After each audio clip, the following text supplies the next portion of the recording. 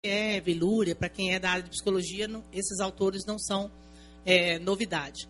Ele busca esses autores lá da União Soviética, da antiga União Soviética, que é uma psicologia extremamente interessante, que ficou durante muitos anos sem a gente ter conhecimento dela, mas depois, felizmente, ela chegou no Ocidente. Temos vários textos já traduzidos, por exemplo, do Vygotsky no Brasil, e ele usa esse material produzido pela psicologia soviética para desenvolver esses conceitos.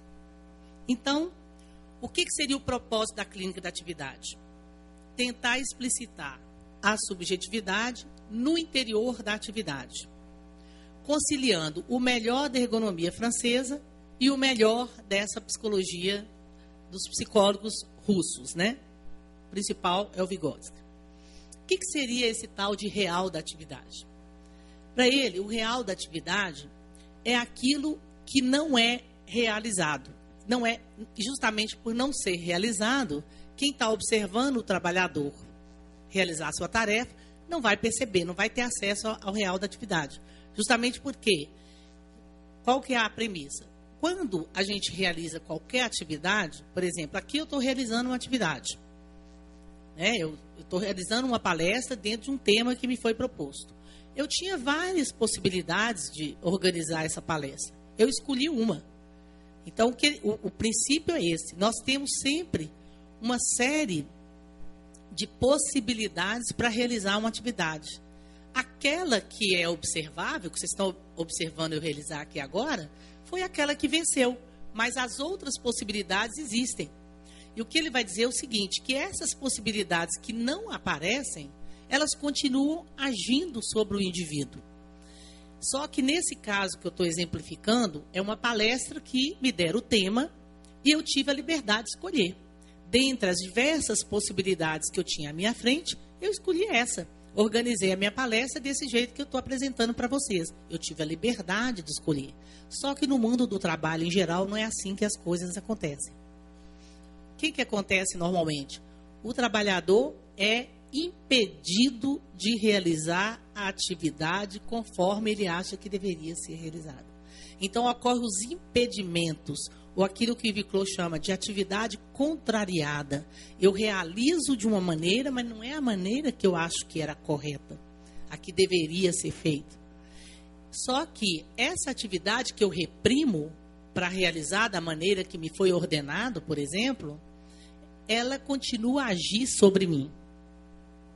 É isso que ele vai chamar de real da atividade. Então, ele vai dizer o seguinte, aquela atividade reprimida, contrariada, impedida, ela não deixa de existir. Ela continua agindo sobre o trabalhador. E pode ter uma ação negativa, não necessariamente negativa, mas em muitas circunstâncias ela pode ter uma ação negativa, inclusive geradora de acidentes. Pode ser também geradora de sofrimento mental e até de adoecimento mental. Para vocês terem ideia, eu verifico, eu gosto muito do trabalho do Viclot, porque eu verifico aquilo que ele propõe na teoria dele praticamente todos os dias nas minhas pesquisas, nos meus contatos com o mundo do trabalho.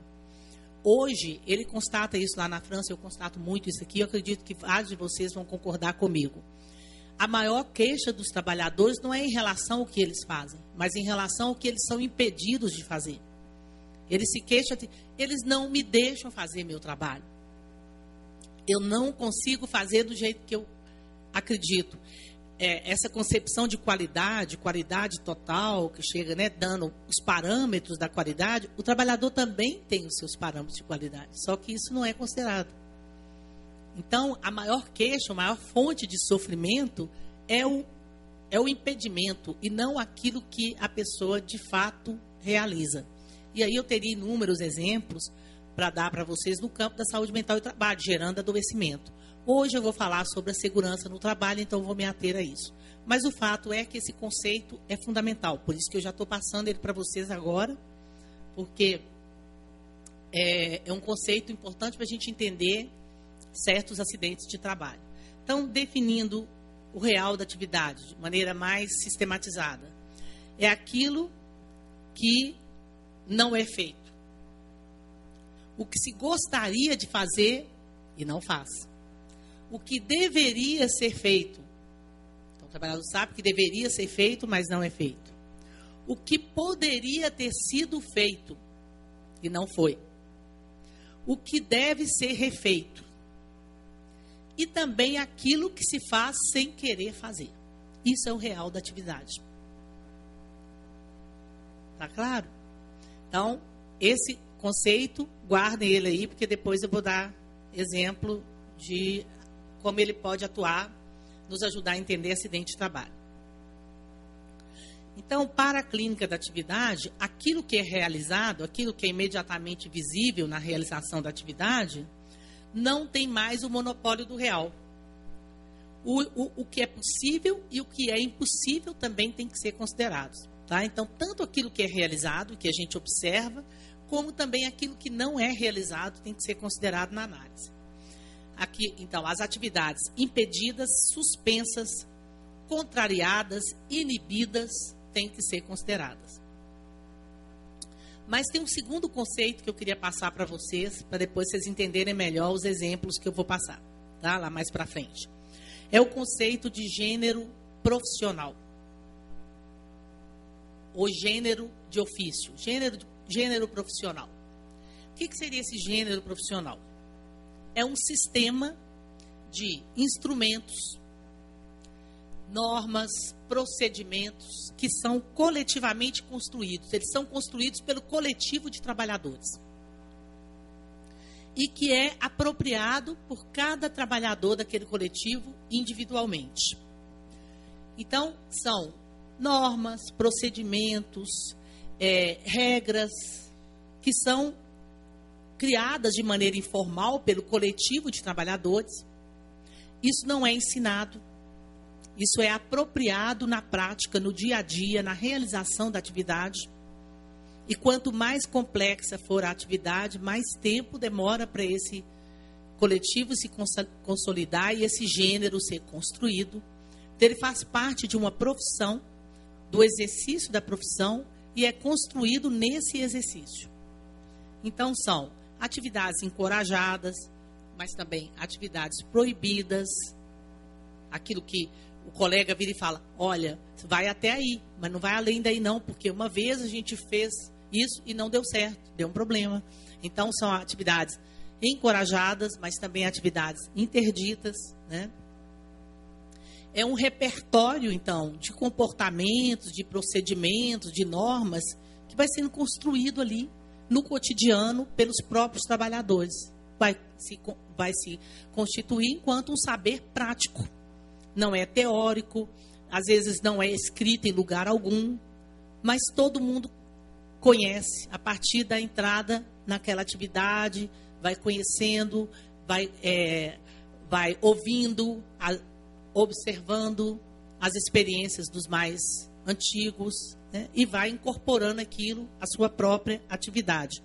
Quando eu incorporo esse gênero à minha própria atividade, eu crio o quê? Um estilo pessoal, um modo meu único de fazer. Mas esse estilo, ele se alimenta do gênero. Então, o gênero é muito importante até para poder me permitir construir o meu estilo pessoal. Tá? Então, eu, Beth, sou professora na UFMG, faço parte de uma equipe. Essa equipe tem um gênero profissional ali, mas eu tenho um estilo meu único, pessoal, de dar aula, de fazer pesquisa, etc. Mas eu me alimento desse gênero, que é o gênero do professor, né, dessa equipe, desse coletivo de professores. Então, o gênero é a parte subentendida da atividade. É um estoque de possibilidades de ação, né, que pode ser maior ou menor de acordo com o tempo que esse coletivo teve para se consolidar. E ele é um instrumento, então, coletivo de ação para a ação individual de cada um. E o gênero, ele funciona como uma espécie de senha para se saber o que é possível ou não esperar de uma dada situação. É aquilo, então, que é permitido ou proibido num dado ofício, né, no exercício de uma dada profissão. O gênero é também uma memória, mas é uma memória que não se refere apenas ao passado. Ele se refere ao passado, porque o gênero é construído em cima da experiência dos próprios trabalhadores. Mas ele serve para prever o futuro, para antecipar problemas, porque ele é um estoque de experiências, tá? Que os trabalhadores vão trocando entre si. Principalmente os novatos com os mais antigos. E os antigos vão dizendo, olha, uma vez aconteceu isso e isso, eu agi assim, assim, assado, e aconteceu um problema, quase que aconteceu um acidente. Então, não vá além disso, mas pode ir, até aquele ponto você pode ir, mas não vá além disso, porque já aconteceu, enfim. É um estoque de experiências compartilhadas que funcionam como uma senha do que é permitido e o que não é. É um sistema aberto de regras impessoais.